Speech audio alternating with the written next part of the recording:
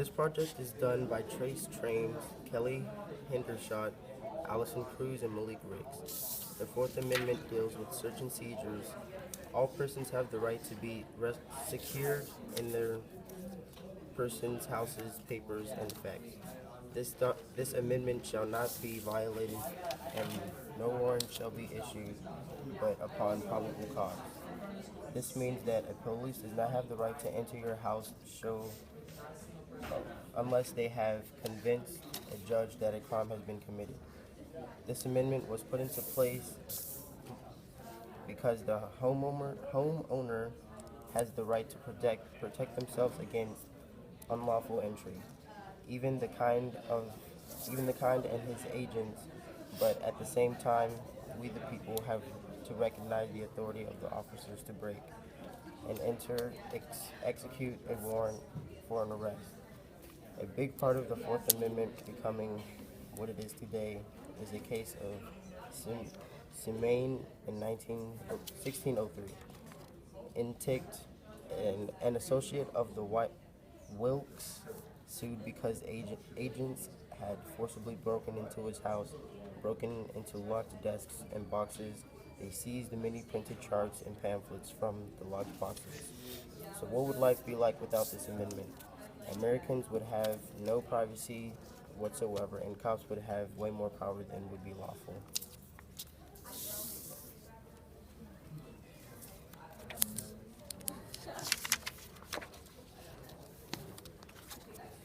The 14th Amendment is citizenship, due process, and equal protection of the law. This means that all citizens born or naturalized in the United States are citizens of the United States.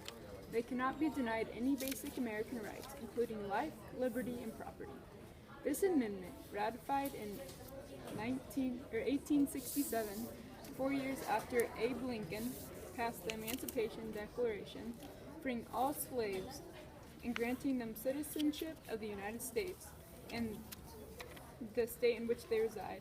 The 14th Amendment reaffirms the privileges and rights of all citizens and grants everyone equal protection of the laws. Furthermore, the 14th Amendment was designed to protect their fundamental rights as United States citizens.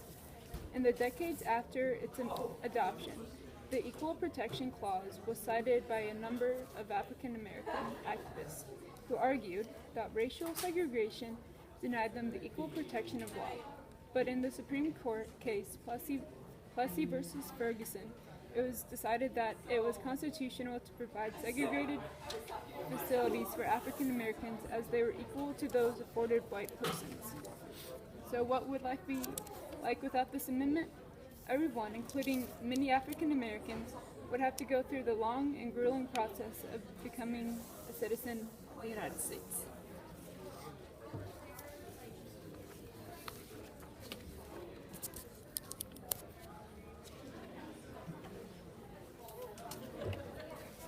And lastly, the 15th Amendment is the right to vote.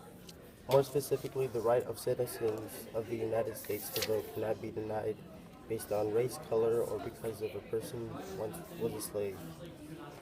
After the Civil War, African Americans weren't allowed to vote in the 14th Amendment because it was controversial between the North and the South.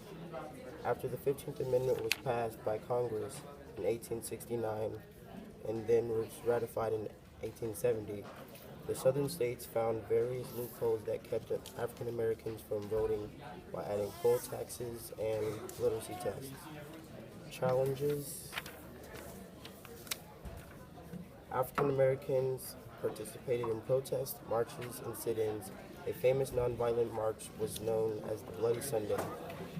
It was led by Martin Luther King Jr. from Selma to Montgomery. When the protesters were met with Alabama state troopers, resistance, and violence. The Freedom Summer of 1964, a 10-week voter registration in Mississippi included black Mississippians and over 1,000 of out-of-state white volunteers. During the 10 weeks, they were harassed and abused by Mississippi's white population, the Ku Klux Klan, police, and state and local authorities. tension and racial equality no longer possible to resolve in peaceful manner? Question mark. So what would life be like without this amendment? Our country would still be discriminating against race, and not at all citizens would be equal, which is something our country stands for.